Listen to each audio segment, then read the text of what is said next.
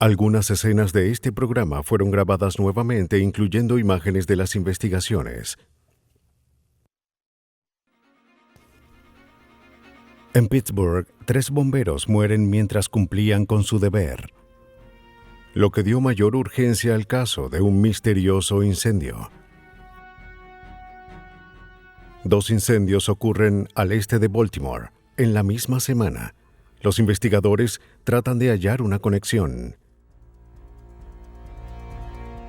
Para atrapar a un pirómano, los investigadores de Reno se valdrán de la evidencia del incendio.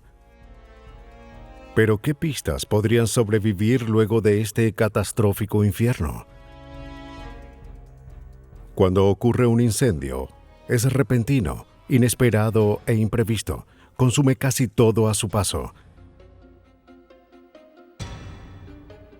Pero con la ciencia forense, los investigadores pueden hallar pistas que revelarán la verdad desde las cenizas.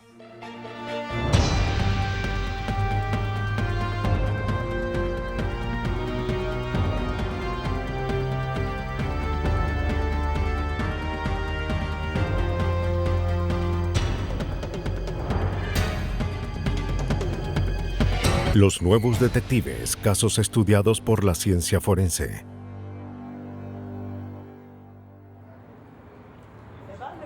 Desde las cenizas. Algunos incendios comienzan por accidente, otros lo parecen. El trabajo del investigador es encontrar la diferencia.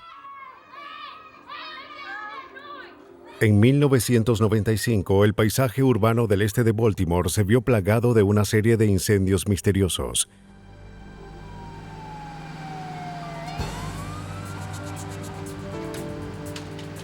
En julio, los bomberos llegaron al 1311 de la calle Rose para encontrarse con varias casas en llamas. Nadie vivía allí, pero el incendio cobró la vida de una víctima. Un vagabundo se había refugiado en una de las habitaciones.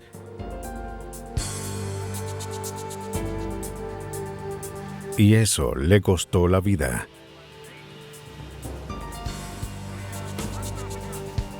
Este fue el segundo incendio reciente en la zona con víctimas mortales.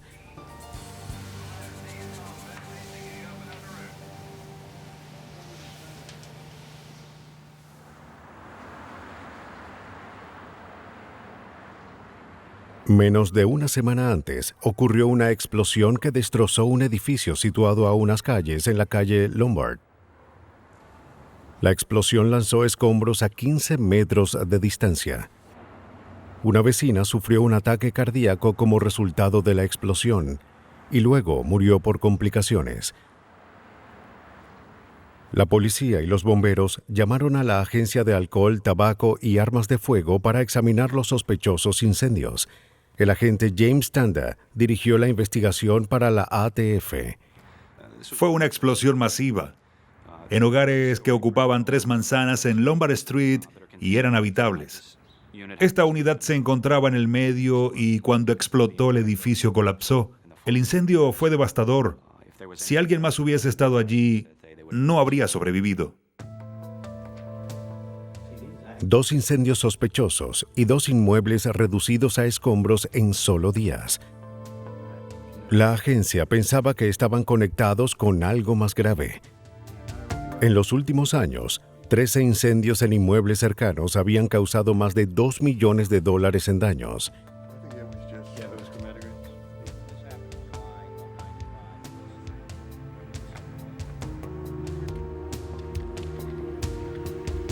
Ahora que 2 personas habían muerto, la investigación cobró una mayor urgencia.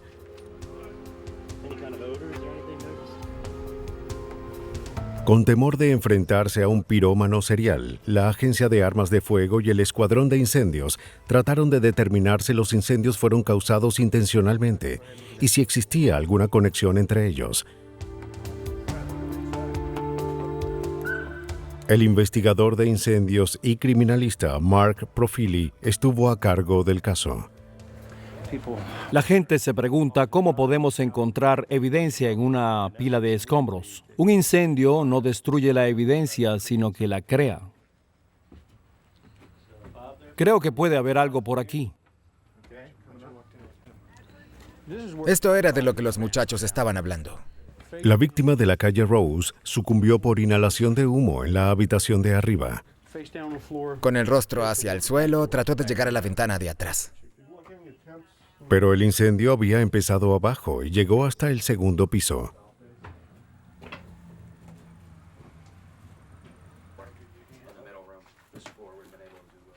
El objetivo de los investigadores era determinar dónde empezó.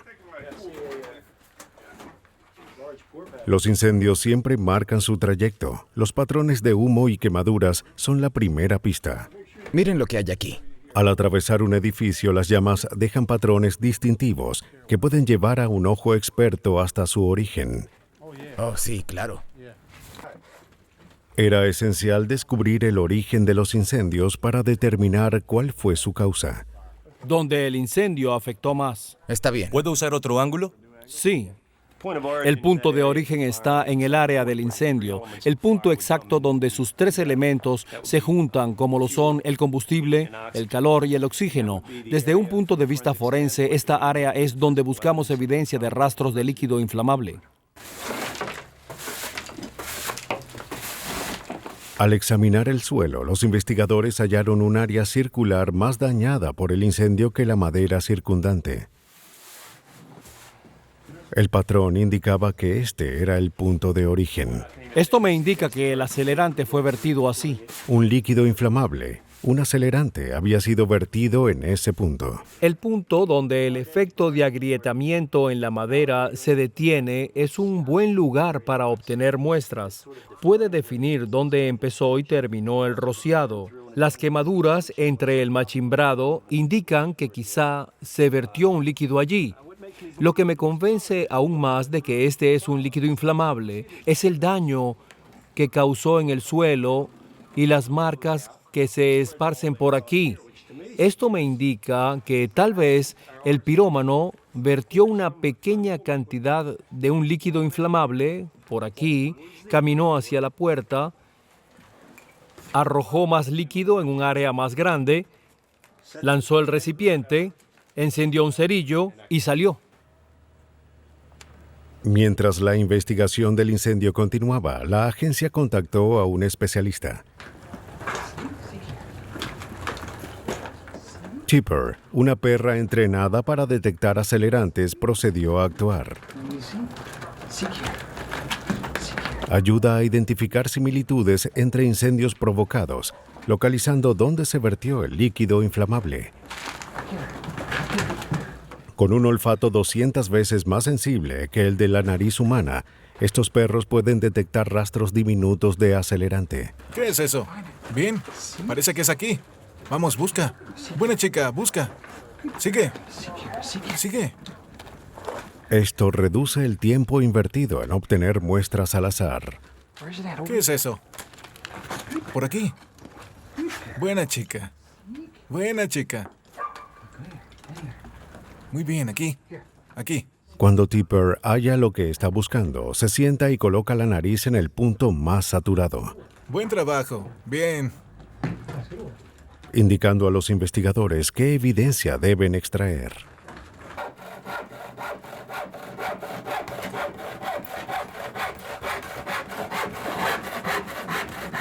Se recogen muestras para su análisis. Bien.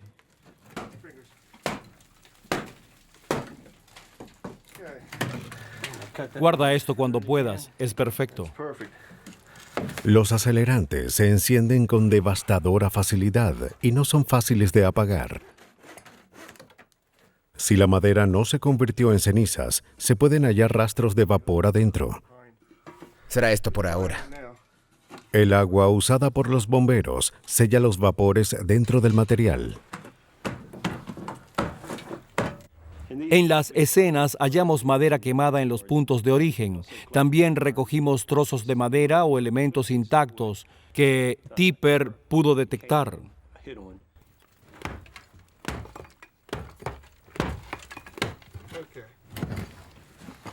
Se extrae madera de los escombros, se coloca en recipientes y se sella para evitar la evaporación. Curiosamente, Tipper seguía olfateando una parte del pasillo que no parecía afectada por el fuego.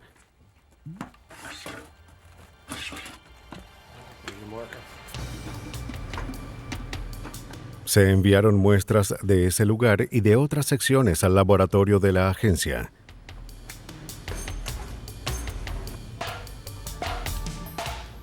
Allí se perforaron los recipientes y se les insertó una pipeta con carbón activo. Si hay rastros de acelerante en la muestra, el carbón lo absorbe en la vaporización. Luego se analiza el carbón en búsqueda de acelerante. El análisis confirmó que la gasolina había avivado el incendio de la calle Rose. Las muestras extraídas de la casa mostraron que no solo se trató de salpicaduras. El pirómano pensó que con más combustible crearía un incendio mayor.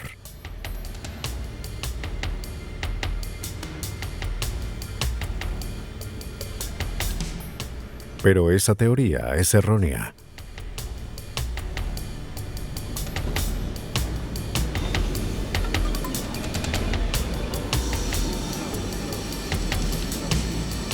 Aunque el responsable había logrado su objetivo, no era experto en crear incendios.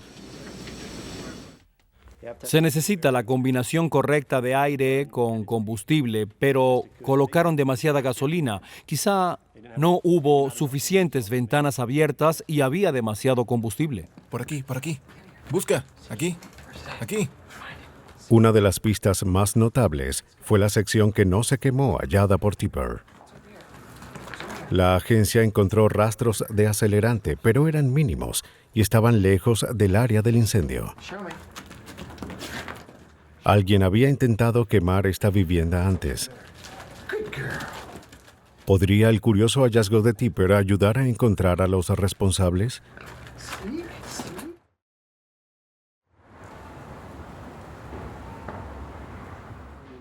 Estaba en la habitación. Gracias a su especialista canino, los investigadores descubrieron que la casa de la calle Rose había sido incendiada antes. 2 años antes, el dueño del inmueble, Robert Milligan, había recibido miles de dólares por una póliza de incendios. ¿Cuánto dinero recibió? No fue mucho dinero. La policía de Baltimore interrogó a Milligan, un empresario dueño de varias unidades de depósito de renta baja. Iba a desalojarlos. ¿Y no le parece fuera de lo común que... Declaró que sus inquilinos pudieron haber causado los incendios, ya que estaban enfadados porque serían desalojados. ¿Fue coincidencia? Mientras, la investigación de la explosión en la calle Lombard indicó que este lugar también estaba impregnado de gasolina. Pero en este caso, el combustible fue echado con un rociador encontrado en la escena. La alta concentración de gas en aerosol fue la causa de la explosión. Parecía que el pirómano intentó refinar su técnica. El escuadrón de incendios de la policía interrogó a los residentes, esperando encontrar a un sospechoso. Somos de la policía, soy el oficial. Me alegra que vinieran. Les dirás lo que... Los residentes de la calle Rose informaron que fueron desalojados justo antes del incendio. Tenía mi casa justo al lado, yo vivía justo al lado.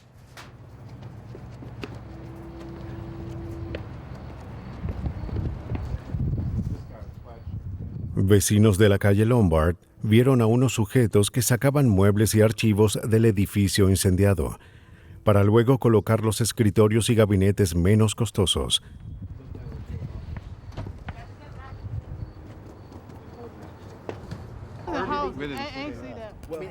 Mientras más preguntas hacía la policía, los incendios se volvían más sospechosos y similares. Resulta que se había incendiado mi casa. Revisando los archivos, los detectives descubrieron que también se usó gasolina, para iniciar un incendio en la cercana calle Brandy en junio de 1995, en la calle Gough Street en abril del mismo año y en la avenida Linwood en octubre de 1994. 13 incendios similares habían ocurrido en un radio de 3 kilómetros en los últimos 2 años. Cada incendio era idéntico. Vertieron demasiada gasolina en medio del suelo.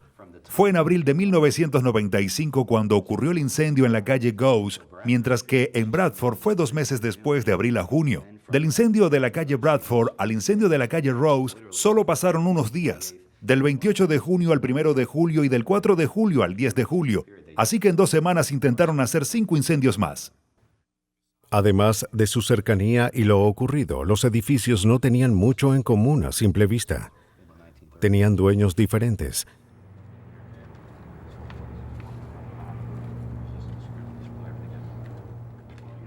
Meses después de la ola de incendios, los investigadores aún no tenían ni un sospechoso, pero estaban convencidos de que era una persona la responsable de haber provocado los 13 incendios. Ahora debían encontrarla. Mira la ventana. Tratamos de hallar una conexión entre esta y las otras escenas y lo logramos en el laboratorio. Encontramos similitudes en respecto a cómo fue provocado cada incendio y el acelerante que emplearon. Todo fue congruente. Si se trataba de un plan para obtener ganancias, esto requería hallar documentos que lo probaran. La policía y la agencia procedieron a buscar los antecedentes de Robert Milligan, dueño de la propiedad de la calle Rose, y descubrieron que tenía graves problemas financieros. Sus negocios y propiedades se encontraban en caída y sus deudas excedían los $60,000.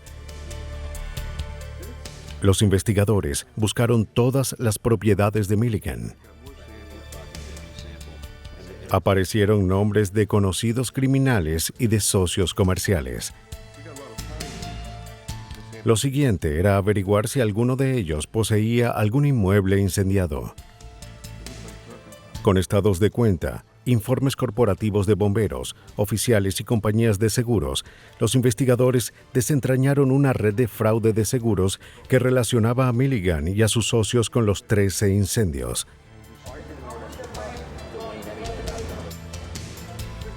Pero ¿quién fue el que causó los incendios?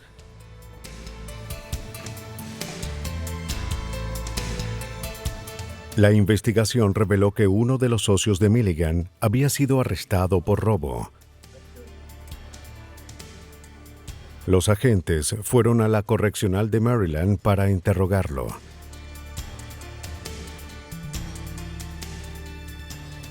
A cambio de una reducción de sentencia, admitió ser cómplice en el plan de obtener ganancias por los incendios. Mencionó que el responsable fue otro socio, Paul Beber. Según él, Beber resultó herido en la explosión de la calle Lombard.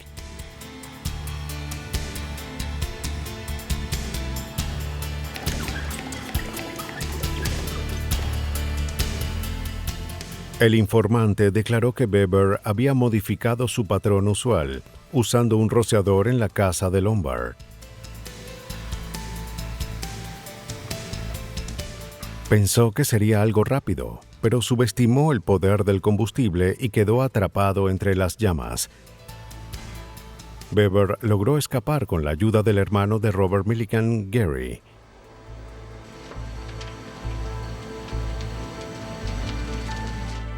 Salió de los escombros con quemaduras de segundo y tercer grado y se arrastró por el callejón hacia el auto que lo esperaba. Gary Milligan lo recogió y lo llevó a su casa, donde trataron de asistirlo antes de llevarlo al hospital. Cuando Beber fue dado de alta del hospital, procedió a ocultarse. Lo que dijo el testigo, pero fue encontrado, detenido y hacia el arrestado. vehículo de escape.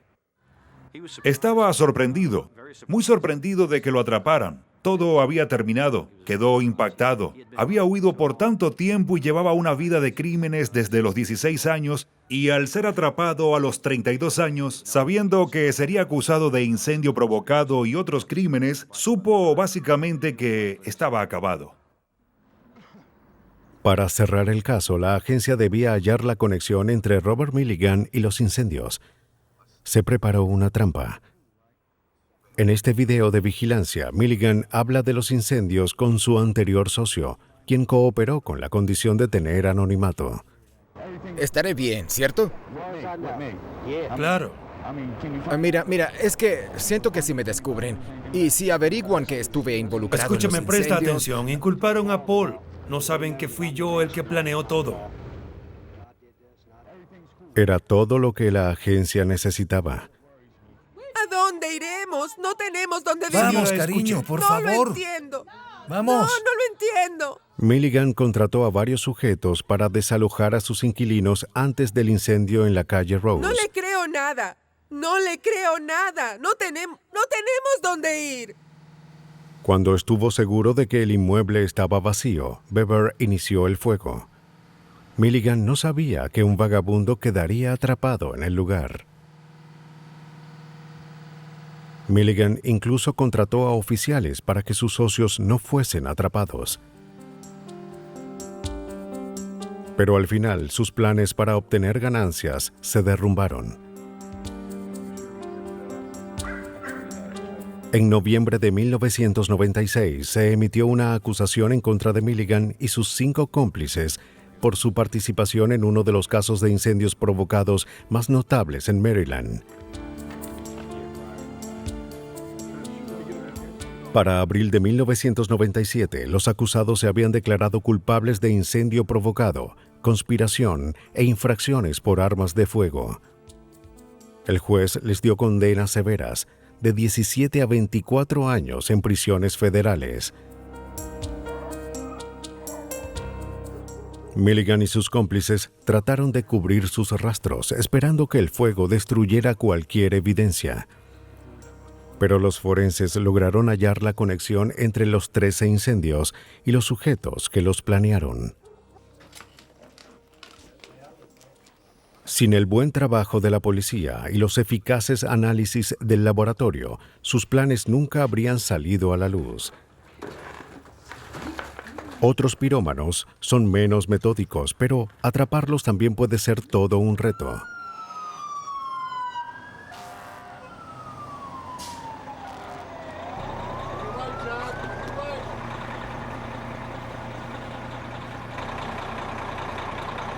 El 18 de noviembre de 1992, bomberos de Reno, Nevada, fueron a apagar un gran incendio.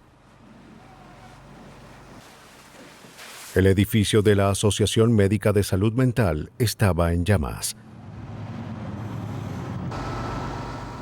Les tomó a los bomberos más de 10 horas para controlar el fuego. El edificio de 3 plantas quedó destruido, así como los costosos equipos que albergaba. La intensidad del incendio era sospechosa. El investigador forense William Stephenson acudió para fotografiar y examinar los daños. Esta es una de las primeras fotografías tomadas en la escena. Es una imagen aérea del mismo edificio. El área situada al este del porche, cerca de la residencia, era el lugar que, para los investigadores, podría ser el origen del incendio. Después de apagar el incendio y declarar el inmueble a salvo, el inspector de incendios Bill Burney evaluó los daños. Sospechó que se había usado un acelerante.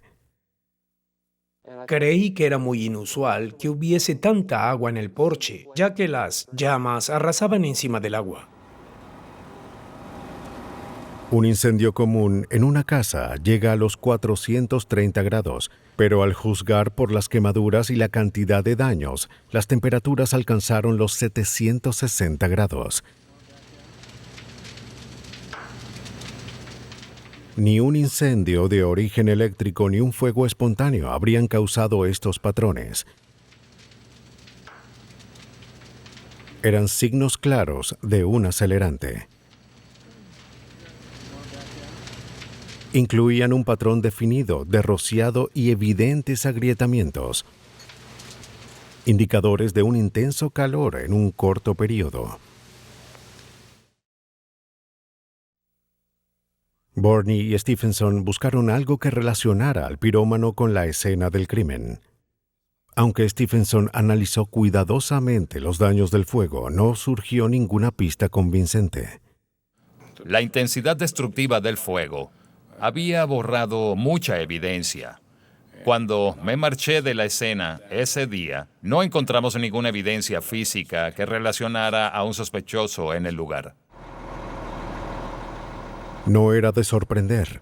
La intensidad de las llamas hizo que para los bomberos fuese imposible entrar en el lugar, así que tuvieron que inundarlo desde afuera.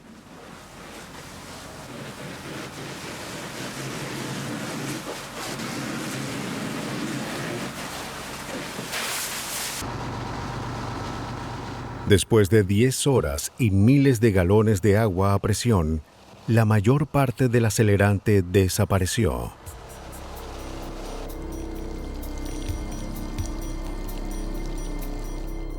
Los investigadores centraron su atención en la puerta principal, el aparente epicentro de las llamas. Cerca había una ventana rota. Borney sospechaba que fue allí donde el pirómano vertió el acelerante. Determiné que el punto de entrada fue donde el sospechoso usó un líquido inflamable para crear el incendio. Quizás 2 o 5 galones de gasolina, rompió una ventana y luego vertió el combustible de esta manera, por lo que pudo haberse cortado el lado de atrás de la mano o en alguna parte alta de ella. Si Borney tenía razón, quien hubiese roto la ventana pudo cortarse en el proceso. ¿Pero pudo haber dejado sangre en la escena? Parecía improbable. Aun si hubiera salido herido, la evidencia pudo desaparecer o estaba cubierta de escombros. Mientras los investigadores revisaban el edificio, su mayor hallazgo apareció en otra parte de la ciudad. La frustración de Borney y Stephenson aumentaba por la falta de evidencia en el edificio de la Asociación Médica de Salud Mental. Hay daños aquí abajo. Eso no indica que... Bueno, primero... Pero cuando terminaron su inspección, supieron que había ocurrido un tiroteo en un centro de salud mental en la ciudad. Había doctores con oficinas en el edificio incendiado que trabajaban en ese lugar. Por aquí, por favor. Al interrogar al personal, los investigadores encontraron a un sospechoso en el tiroteo, James Thomas Manassas, un taxista de 57 años que vivía a 5 cuadras del lugar del incendio. Su esposa, una paciente psiquiátrica, fue internada en el centro. Se siente mejor en casa conmigo. Él creía que luego de 2 años, su condición había empeorado. Muchísimo. Me la llevaré a casa ahora. Debe regresar a casa conmigo. Descargó su ira en los doctores a quienes consideraba responsables del debilitamiento de su esposa. Yo la cuidaré. Cálmese, señor, Yo está voy a cuidar alterando de a ti. su esposa. Amenazó que tomaría los asuntos en sus propias manos si su esposa no era dada de alta. Los doctores se negaron. Tranquilo, por favor. Durante 2 años, antes del incendio, Manassas presionó a los doctores por la salud de su esposa. Pero no puede verla. Está descansando. Según uno de los psiquiatras, Manassas hizo amenazas de muerte y afirmó que quemaría el edificio. Conoce las reglas. No, quiero ver a mi esposa esta ¿Hay noche. algún problema? El 18 de noviembre, 5 horas después del incendio en las oficinas de salud mental, alguien había disparado 2 veces a las ventanas del centro de salud y herido a 2 doctores. El responsable había huido sin ser visto. Desde donde estabas, ¿qué fue lo que viste? La policía decidió investigar a James Manassas. Estaba enfrente de mí.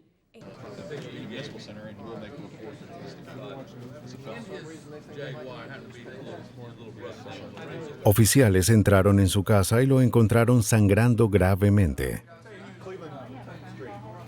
Sus manos tenían cortaduras graves. Fue llevado a la estación para ser interrogado.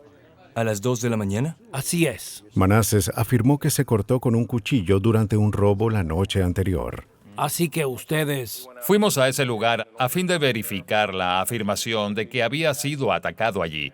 Y buscamos evidencia física del ataque. Cuando llegamos al área, la revisamos cuidadosamente. Y no hallamos sangre en ninguna parte.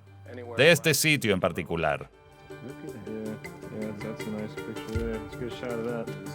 Los oficiales regresaron a la casa con una orden de registro. Hallaron un rastro de sangre en la puerta de su auto y varias manchas adentro del vehículo.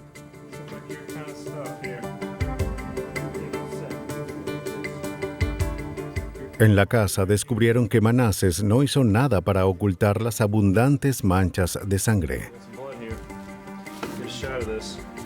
En la cocina hallaron sangre en el fondo de una cubeta.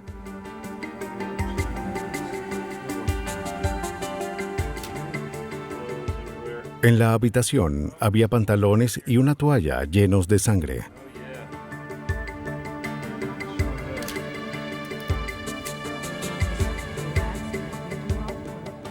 Con heridas sospechosas, una débil coartada y las feroces amenazas hacia los doctores, la policía creía tener suficiente evidencia para arrestarlo.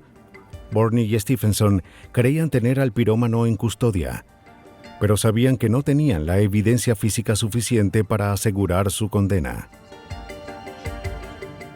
No había testigos del crimen y no se encontró acelerante en la ropa del sospechoso, pero sus heridas generaron muchas dudas.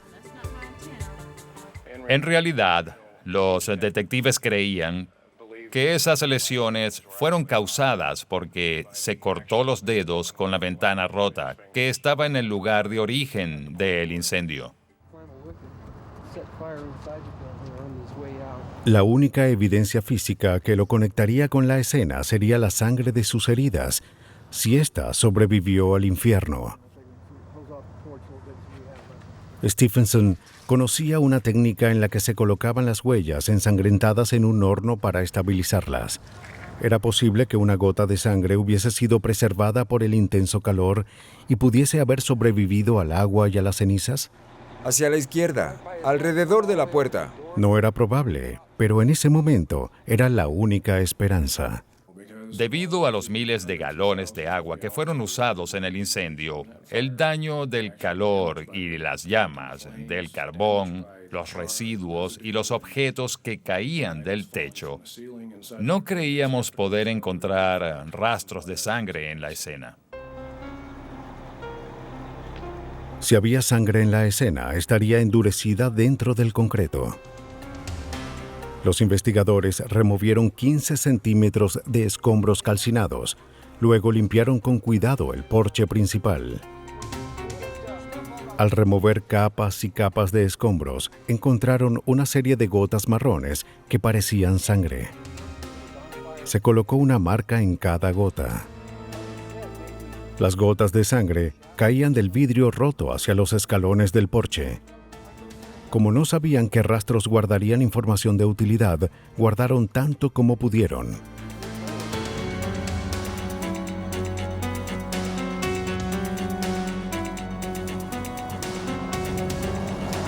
Extraer las muestras no fue fácil. Normalmente se recoge la sangre con hisopos, pero estas gotas eran difíciles de extraer. El equipo tuvo que usar bisturís para desprenderlas del concreto. La única esperanza para atrapar a un pirómano era hallar su ADN en estas gotas calcinadas de sangre. Ya está listo.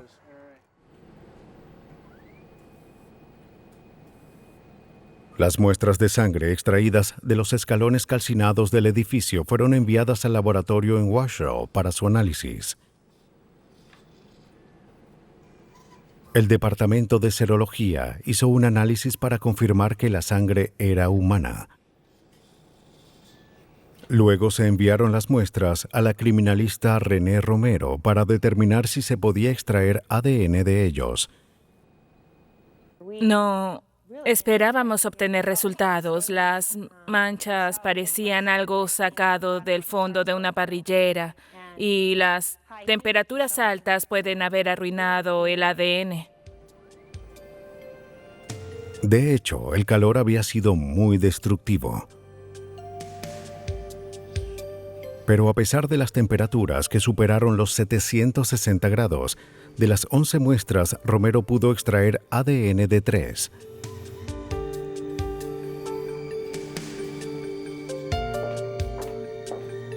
El siguiente paso a fin de analizar las muestras fue la técnica RFLP, la prueba más compleja de ADN. Suele usarse cuando la muestra está en mal estado o si es diminuta. Al exponer el ADN a la radiación y usar una serie de marcadores radioactivos, puede surgir un perfil de ADN. La prueba tomó 3 meses. La técnica RFLP funcionó en solo una de las 3 muestras. El patrón de barras que generó se comparó con el de la sangre de James Manasseh. Es de 1 en 500,000. Las estadísticas de Romero indicaban que la frecuencia de este patrón genético era de 1 en 500,000. La población de Reno es solo de 80,000 personas. La minúscula pero contundente evidencia de ADN había sobrevivido a un incendio devastador. Y fue lo que conectó a James Manasseh con su terrible acción.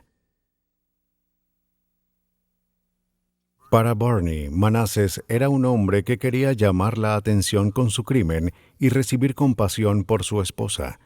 Parecía un hombre con intenciones ocultas.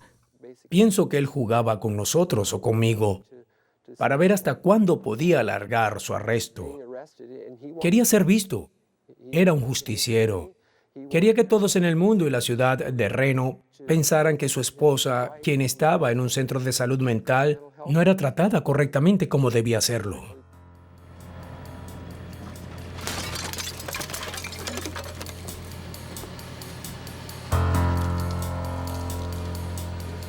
Por el incendio provocado y el tiroteo en la clínica, James Manasseh obtuvo 76 años en prisión. Con un galón de gasolina y un cerillo, la treta de Manasseh se convirtió en un crimen exorbitante que costó $4,5 millones. Por suerte, no hubo víctimas en el incendio.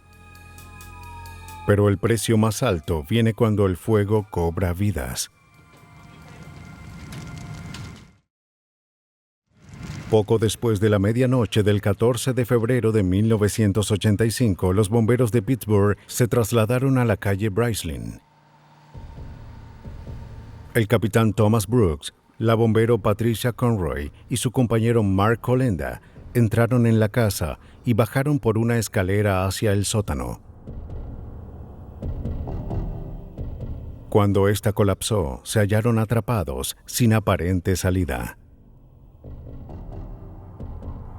El intenso calor y el cegador humo les impidieron hallar una salida. La manguera se calcinó. Sus radios no funcionaban. El incendio se expandía y el oxígeno en sus pulmones se agotaba. Después de varias horas, se pudo extinguir el fuego y evacuar a los bomberos caídos en el hogar incinerado. Brooks, Conroy y Colenda no sobrevivieron. Ninguno de los miembros de la familia Buckner, inquilinos del lugar, resultó herido. Como el incendio cobró vidas, el inspector de bomberos contactó a la Agencia de Alcohol, Tabaco y Armas de Fuego. Los agentes Dan B. y su compañero Bill Petraitis fueron asignados al caso. Cuando hay una situación donde mueren 3 bomberos o uno de ellos, para la agencia la investigación toma una alta prioridad. Nos llamaron en la etapa inicial de la investigación justo después del incendio para determinar las causas del suceso. Los agentes trataron de descubrir la causa de la muerte de los bomberos. La casa típica del área de Pittsburgh parecía tener 2 pisos desde el frente, pero tenía 4 plantas encima de una colina. Esto contribuyó a la desorientación de los bomberos. No pudieron hallar la salida que los salvaría. No sabían que podían abrir esta puerta. Pensaron que era solo un closet. Este acceso estaba bloqueado. Su ruta de salida, por donde entraron, estaba bloqueada debido al colapso.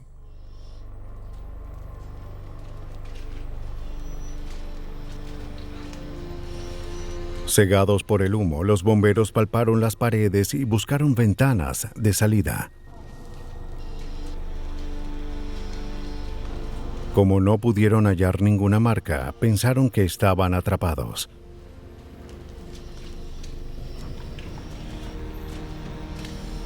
Lo que no supieron, al agotarse sus reservas de aire, es que la habitación tenía varias ventanas que habían sido impermeabilizadas y cubiertas con plexiglas. El fuego era demasiado intenso como para que otros bomberos los rescataran, y no había forma de contactarlos.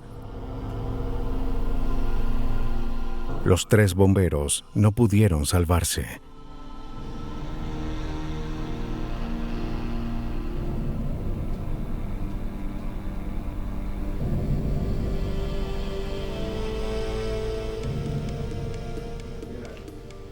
Los investigadores debían determinar cómo empezó el fuego. Agentes analizaron los escombros. La mayoría estaba en el sótano y el ático. Esto indicaba que el incendio empezó en el sótano. Después de apagar todos los materiales inflamables en ese nivel, llegaron al ático atravesando los espacios entre las paredes. Sin cables desgastados o daños adentro de la lavadora, secadora, el calentador y horno, se descartó la teoría de que el incendio fuese causado por un fallo eléctrico.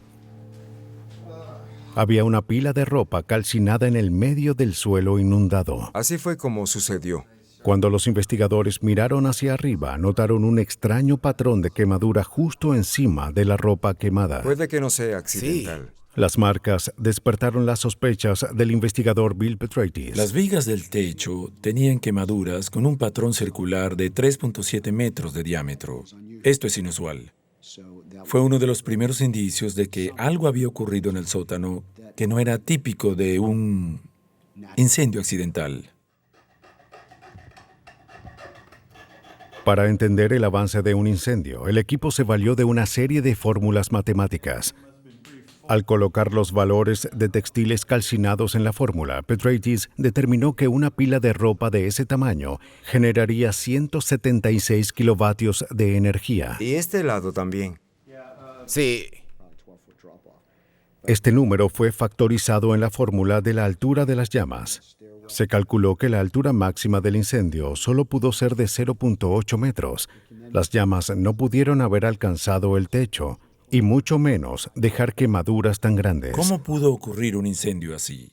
Cuando observamos la escena de un incendio e interpretamos las quemaduras, la siguiente pregunta que nos hacemos es si el combustible que hallamos en la habitación tenía suficiente energía para crear los patrones que encontramos. Las llamas pudieron. Aun si la pila de ropa hubiese alcanzado el techo, no crearía llamas suficientes que se esparcirían y quemarían las vigas simultáneamente.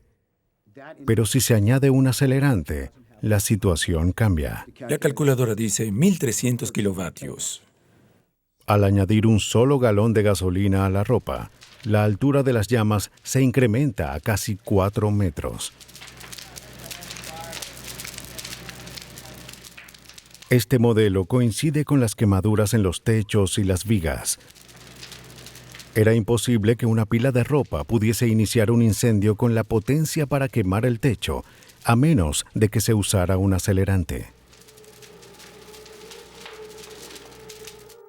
Cuando añadimos un material con las características y la energía de la gasolina, esa sustancia en particular creará los patrones que observamos. Petraitis encontró el origen del incendio y determinó que se había utilizado un acelerante, pero obtener evidencia para probar ese caso sería difícil. Los restos de ropa calcinada estuvieron inundados de agua por horas. El suelo del sótano era de concreto. Como es un material no inflamable, no muestra un patrón distintivo de rociado. Para resolver este caso, había que revelar la verdad en el laboratorio.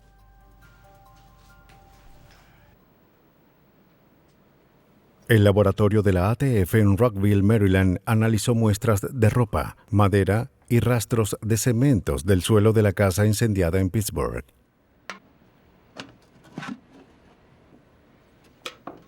El químico forense William Kennard examinó los escombros en búsqueda de acelerante. Cuando los bomberos nos envían escombros, buscan sustancias acelerantes y nos piden que tratemos de hallar esas sustancias en los escombros que nos mandan. Usamos la técnica de la tira de carbón.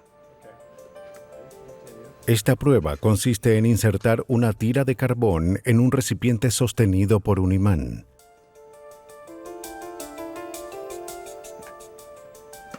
La lata se calienta a 38 grados Celsius.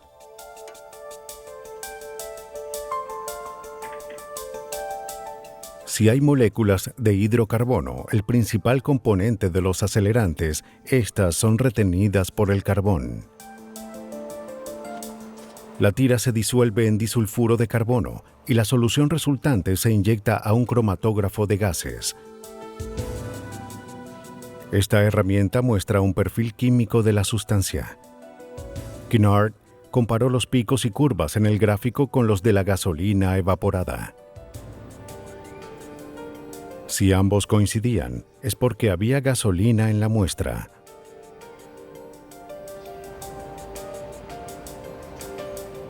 Kennard halló rastros del combustible en 6 de las muestras de Bryce Lynn Street.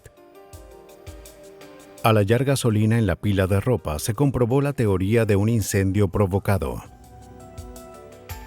El fuego comenzó después de que alguien vertiera gasolina en la pila de ropa y la encendiera.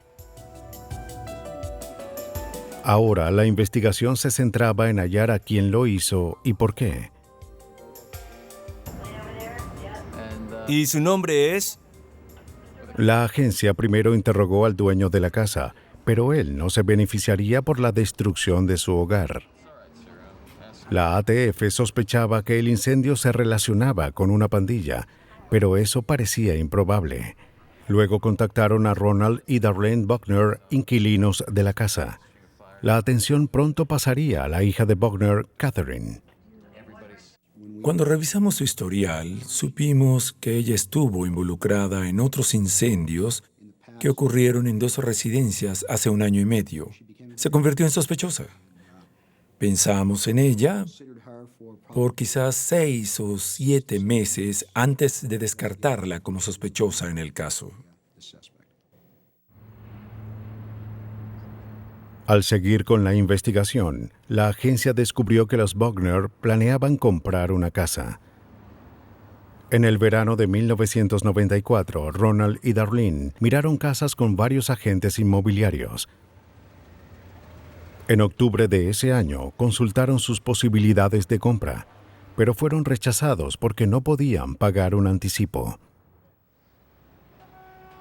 En noviembre, luego de 5 años sin cobertura, los Buckner obtuvieron una póliza para inquilinos por la casa en la calle Bryce-Lynn. 3 meses después, ocurrió el incendio en la casa.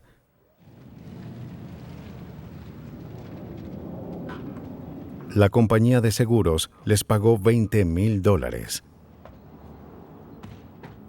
Lo que la compañía no observó fue que un día después del incendio, los Buckner continuaron con su búsqueda con ánimos renovados. Tan pronto como recibieron un cheque de la aseguradora, pagaron el anticipo de una casa nueva, una que querían comprar desde el año anterior.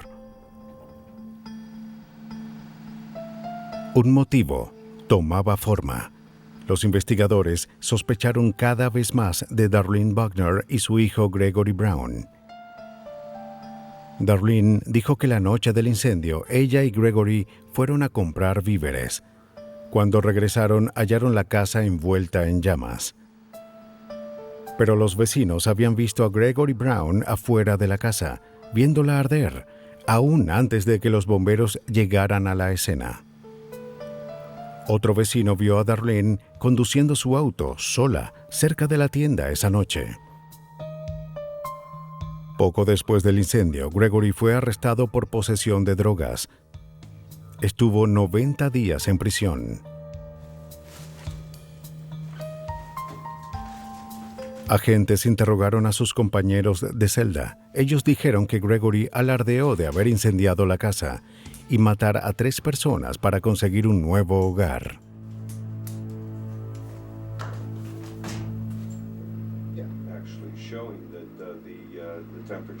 La agencia presentó cargos contra Gregory Brown y Darlene Buckner.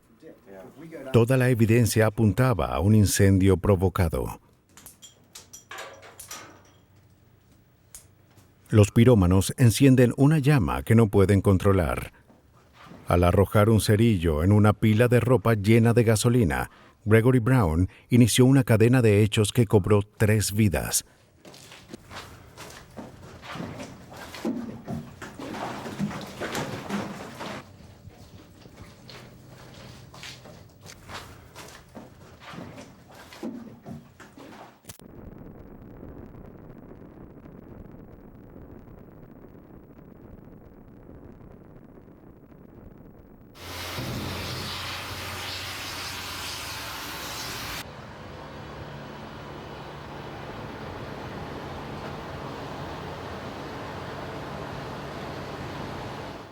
El jurado halló a Gregory Brown culpable de 3 cargos de asesinato en segundo grado y 2 de incendio provocado y fraude. Fue sentenciado a 3 cadenas perpetuas consecutivas. Darlene Buckner fue hallada culpable de fraude, pero fue absuelta de los otros cargos. Obtuvo 3 años de libertad bajo palabra y una multa de $5,000.